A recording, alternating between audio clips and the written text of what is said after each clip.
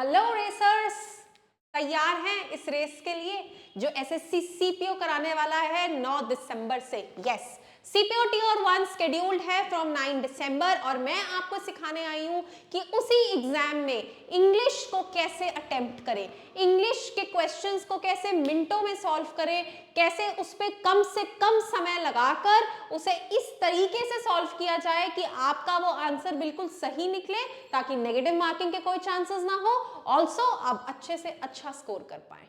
ठीक है बेटा, आप सब लोगों से देखो एक बहुत ही खुली बात है। खुली बात ये है कि जो भी कोई इस पेपर की तैयारी कर रहा है उसको डेफिनेटली इसके सिलेबस के बारे में पता है, उसको डेफिनेटली ये पता है कि कौन कौन से टॉपिक से क्वेश्चन आने वाले हैं। ठीक है, उसने पास्ट ईयर्स भी छांट रखे होंगे, उसने पैटर्न देख रखा होगा। ये बातें हम सबको पता होती है जब हम एक पेपर के बारे में प्लानिंग करते हैं। लेकिन मैं एक्चुअली आपको ये तो बताने आई हूँ कि पेपर के अंदर चीजें आएंगी कैसे, उसके साथ मैं आपको कुछ ऐसी टिप्स देने वाली हूँ जो आपको बहुत ज्यादा हेल्प करेंगी कि अपनी पढ़ाई को आप ओरिएंट कैसे करो, किस दिशा में आप उसकी स्मार्ट स्टडी करो तो आपको अच्छे से क्लियर व्यू मिलेगा कि how to score better. And साथ ही साथ आप ये समझ पाएंगे कि पिछले सालों में किस तरीके के क्वेश्चंस पूछे गए हैं, तो कि आपको आगे आने वाले क्वेश्चंस का अंदाजा लग जाएगा, है ना।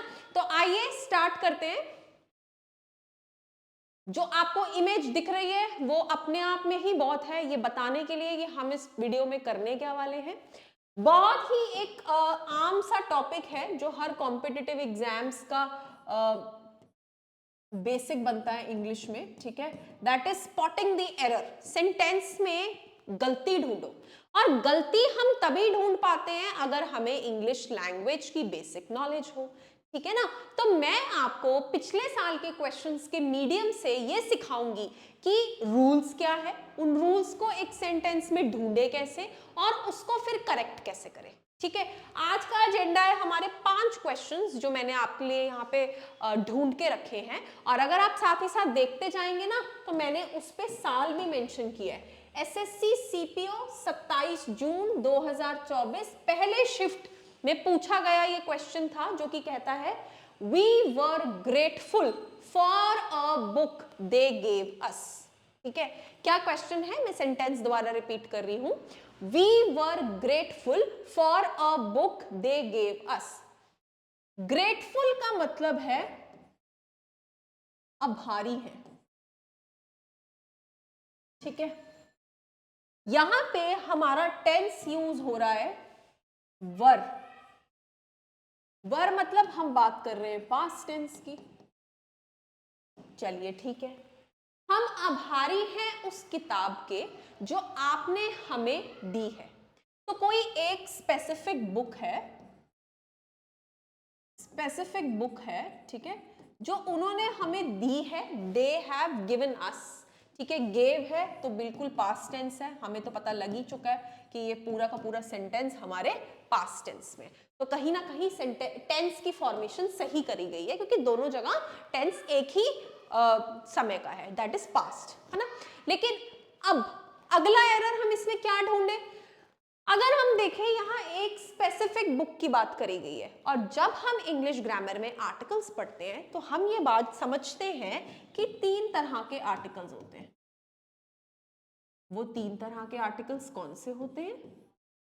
ए, एंड द। जिसमें से एंड तो हम जानते हैं वोवल साउंडिंग वर्ड्स के साथ यूज होता है। बात अगर करें अ की या द की, तो जो a is used with things which are not specific, कि हम इन जनरल बात कर रहे हैं। ठीक है, like a group of boys, वो लड़कों का झुंड है, but that very specific boy, ठीक है, वही लड़का, the boy who standing over there. तो जब भी हम कोई चीज स्पेसिफाई करते हैं तो हम मोस्टली द का इस्तेमाल, और यहां पे हमने एक बुक स्पेसिफाई की हुई है कि वो एक पर्टिकुलर बुक जिसके हम आभारी हैं वो आपने हमें दी है। ठीक है ना, तो मेरा एरर हो गया यहां पे, ये आना चाहिए था द बुक। तो मेरा answer, error is in this part, answer हो गया मेरा सी। बड़ा आसान था चुनना। चलिए दूसरा क्वेश्चन ट्राई करते हैं। मैं आपको बता रही हूँ पैटर्न्स जो क्वेश्चन के आते हैं बहुत सिंपल होते हैं बेटा, जो रूल्स आपने करे हैं ग्रामर के उन्हीं रूल्स में से पिकअप किए जाते हैं। ठीक है ना, नेक्स्ट क्वेश्चन मेरा क्या कह रहा है, can we go visit, visit है तो प्रेजेंट टेंस है, कैन है तो भी प्रेजेंट टेंस है, ठीक है। A Statue of Liberty, can we go visit a Statue of Liberty. मेरी बात सुनो, स्टैचू ऑफ लिबर्टी भी तो स्पेसिफिक है, तो तुम्हें नहीं लगता यहाँ अ थोड़ा अटपटा है? चलिए फिर भी आगे एक बार सेंटेंस पढ़ लेते हैं। On our trip to the United States, और ये कुछ कंट्रीज ऐसी हैं जैसे यूनाइटेड स्टेट्स, अगर आपने आर्टिकल्स पढ़े हैं अच्छे से तो वहां पे ये स्पेसिफिकली लिखवाया जाता है कि जब भी हम यूनाइटेड स्टेट्स की बात कर रहे हैं तो हमें उसके आगे द लगाना होता है। तो ये तो बिल्कुल ठीक है, इसमें तो कोई मिस्टेक है नहीं। ऑन आर ट्रिप टू, हाँ हम कहीं जा रहे हैं तो ट्रिप टू ही आएगा।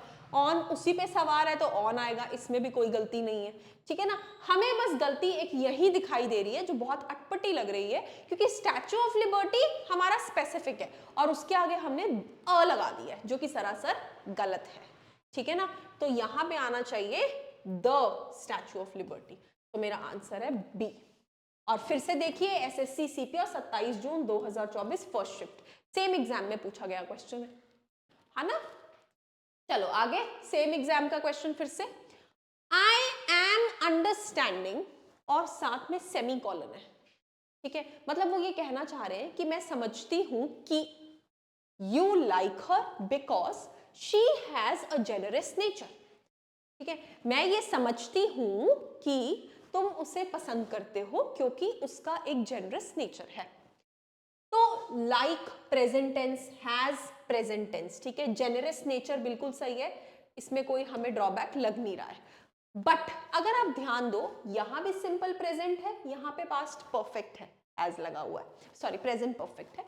और सेंटेंस मेरा क्या बन रहा है कि मैं ये बात समझती हूं, तो समझती हूं इज अ जनरल स्टेटमेंट, मैं ये बात समझ रही हूं नहीं आ रहा है, ठीक है ना। ऑल्सो मैं आगे दैट लगा रही हूं, so I understand that you like her and just because she has a generous nature.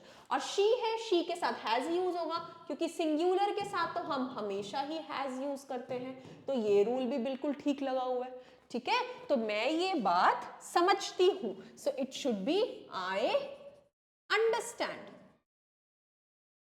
और इसका रिप्रेजेंटेशन हो गया दैट, वो तो चलो कोई बात नहीं, आप कैसे भी लिख सकते हो सेंटेंस को। आई understand that you like her because she has a generous nature. क्योंकि बेटा एक सेंटेंस में जब हम टेंसेस लगा रहे हैं तो हमें उसकी हिंदी ट्रांसलेट करके समझ लेना चाहिए कि कौन सा टेंस का प्रयोग होगा, ठीक है। अंडरस्टैंडिंग का मतलब होता है समझ रही हूं, तो जब रही हूं आ जाता है ना तो बेटा कॉन्टिन्यूअस टेंस बन सकता है। और ये जो स्टेटमेंट है ये आपकी जनरल स्टेटमेंट थी कि मैं समझती हूं कि तुम उसे पसंद करते हो क्योंकि उसका एक जनरस नेचर है, ठीक है ना। तो यहां पे करेक्शन मेरी हुई आई एम अंडरस्टैंडिंग, बहुत बढ़िया। नेक्स्ट सवाल की तरफ चलते हैं। 3 सेगमेंट्स दिए हुए हैं सेंटेंस के, आप देखो उसी पेपर में एक अलग पैटर्न का क्वेश्चन है जो अंडरलाइन है, ठीक है। ये पूरा का पूरा हमारा सेंटेंस अंडरलाइन है। वन ऑफ देम में कंटेन एन एरर, इसमें से कहीं तो एरर है, select the option that contains the error, और अगर तुम्हें कोई एरर नहीं दिखता तो आंसर में नो एरर मार्क कर दो। अब कौन से 3 सेगमेंट्स हैं आइए बाइफरकेट कर लेते हैं। To fulfil his son's demand, ये है, नो एरर हो गया। ही वॉज रिलक्टेंट, एक ये है, ही वॉज रिलक्टेंट, ठीक है। और है of getting a motor bike, एक ये है। तो ये 3 सेगमेंट्स हो गए, ठीक है। आइए सेंटेंस रीड करते हैं। Since his son has not yet completed the age of 18, इसको तो हमें देखना ही नहीं है क्योंकि उन्होंने इसमें एरर बताया ही नहीं है। He was reluctant, वो रिलक्टेंट था, to fulfil his son's demand, अपने बेटे की इच्छा पूरी करने में, of getting a motor bike, ताकि उसे क्या मिले, मोटर बाइक। तो क्योंकि उसके बेटे ने अभी 18 साल की उम्र पूरी नहीं करी है क्यों, क्योंकि यहाँ पे हैज लग रहा है, प्रेजेंट में चल रहा है, तो वो हिचकिचा रहा था, ठीक है, अपने बेटे की ये डिमांड पूरी करने में। आप ध्यान से देखो यहां पे क्या लिखा हुआ है, प्रेजेंट टेंस। यहां मैं क्या लगा रही हूं, he was reluctant, past tense. To fulfil his son की डिमांड, तो son's demand of getting a motor bike. कुछ हिट हुआ कि क्या गलती है, खुद ही देख के अभी समझ में आ गया होगा, मैंने छोटा सा हिंट तो डाल दिया। ऊपर मेरा कौन सा टेंस है, प्रेजेंट, इधर मेरा कौन सा टेंस है, पास्ट।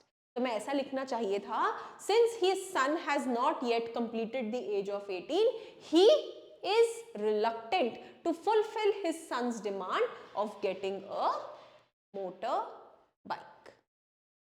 है ना कहीं वाइबल लग रहा है, क्योंकि हमारा तो सेंटेंस में जो टेंस है वो एक जैसा होना चाहिए, है ना। तो आंसर हो गया हमारा ही वॉज रिलक्टेंट। आगे चलते। When he resigned, the company offered him a huge sum of money.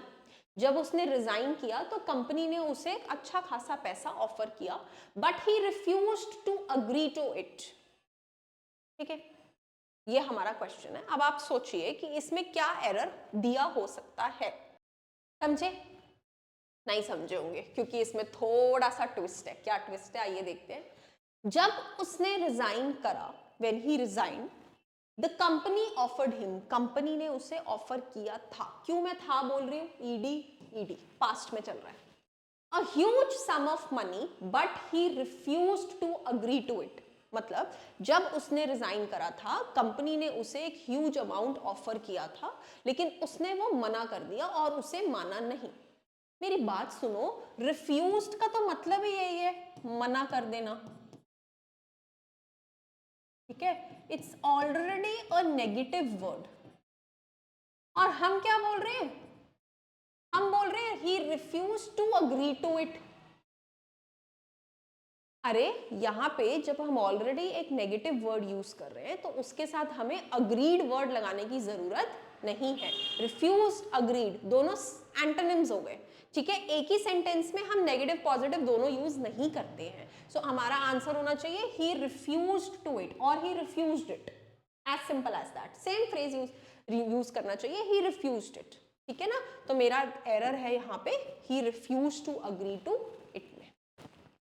Right, so guys मुझे ऐसा लग रहा है कि आपको थोड़े से मेरे क्वेश्चंस कराने से इतनी बात समझ में आई होगी कि हमें इन क्वेश्चंस को एक्चुअली किस दिशा में देखना है, कैसे अपनी सोच को ओरिएंट करना है और किस तरह अपनी ऑब्जर्वेशन पावर रखनी है ताकि हम एरर ढूंढ सकें।